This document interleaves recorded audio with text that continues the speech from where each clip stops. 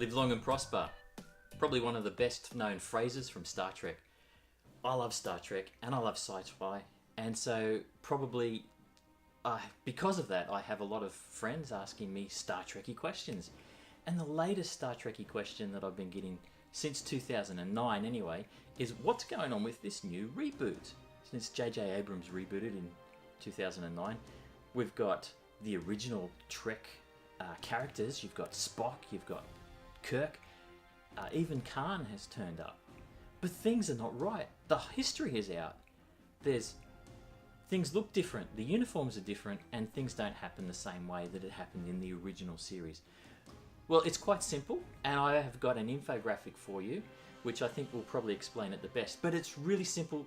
It's got to do with three things: quantum mechanics, time travel, and alternate realities. Let's take a look at it now.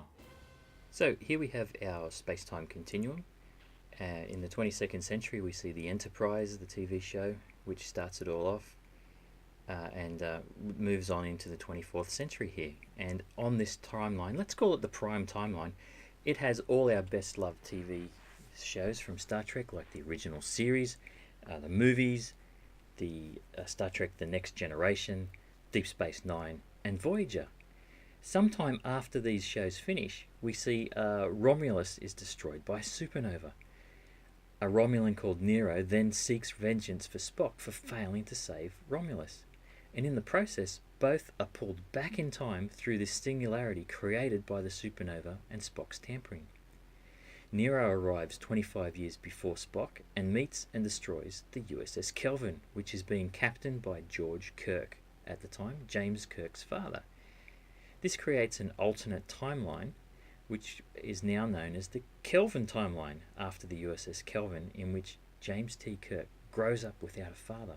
Whereas in our prime timeline, we see that his father lives a long life. Another big event in this Kelvin timeline is the destruction of Vulcan by Nero to hurt Spock for failing to protect Romulus. We then have Into Darkness and Star Trek Beyond. In this timeline, the Federation seemed to become more militarized and fascist than what we see in the primetime TV shows and movies that we all love. Yeah, so what did you think of that? That sort of explains why things are different. They've had 25 years since the Nero event to diverge from the prime timeline. So uniforms differently, becoming more militaristic, more fascist in their outlook, changing in design, all that type of thing.